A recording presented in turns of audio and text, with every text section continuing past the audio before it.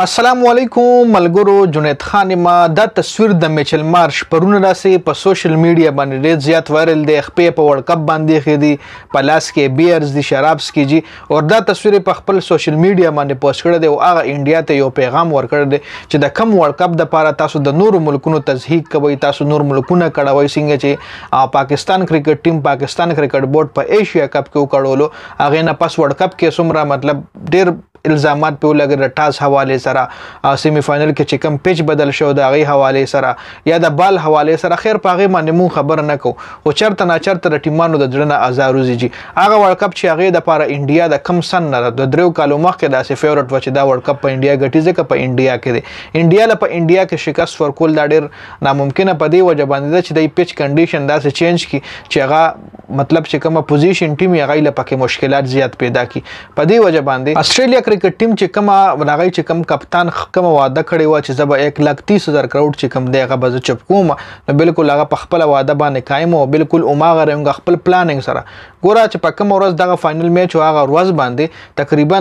12 بجې استرالیا کرکټ ټیم ګراوند لا کوشو پریکټس کول د بالینګ پریکټس کولای مخکې نه یو پلان جوړ کړو او په هغه پلان باندې غي روانو او ماغه پلان اچیو هم کو ای پلان د بالینګ جوړ کړو چې باندې موږ بالینګ کو او دغه د پارغي په ګراوند ټډیر مخکې کوشو پریکټس کول چې کراوډ هم راغلو د کراوډ په مخامخ باندې پریکټس کول او د انډیا کرکټ ټیم چې کوم غي په ډریسینګ روم کې ډیر لیټ د ډریسینګ روم نه خطر کو شو بیا د ټاس ټایم پکې راغو او دای په خپل پریکټس د بالینګ کولو جی کیو منځنور کې لړیان چون کې میچ نه مخ کې څوک دوه خاص پریکټس نه کوي ځان نه کړای جون کې خپل انرژي ډیره زیات نه ویسټ کوي او دای چې کم میشن او کم ایمو هغه مطلب چې کم پلانینګ دی جوړ کړو د استرالیا کرکټ ټیم دا یو ډیر مضبوط او ډیر ماده بدای اعصاب چې کم ډیر مضبوط اعصاب ول خلک تی پریشر بيخي دی اړو اخرینه غټ میچونه اکثر دی ګټي غټ میچونو کې کتا سو ګوري پاکستان پکې شکست خوري انډیا غونټ ټیم پکې شکست خوري ټول ملکونه ساوث افریقا لو ګوري اکثر سیمی فائنل کوارټر فائنل کې نیوزیلند او دا استرالیا واحد داسې ټیم ده چې د غټ میچونه اکثر ګټي واړه میچونه اکثر دی بایلی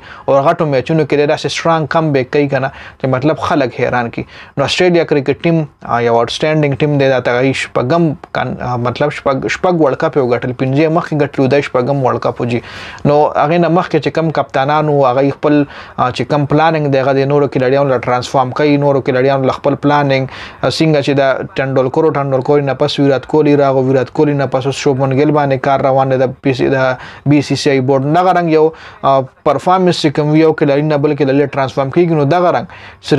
استرالیا کرکټ ټیم چې کوم دی د ورلد کپ وینینګ چې دغه کوم سوچ ته دغه چې کوم دغه ټو میچونو غټلو خیالات نو هغه یو کپټن نه بل کپټن لا ترانسفارم کیږي یو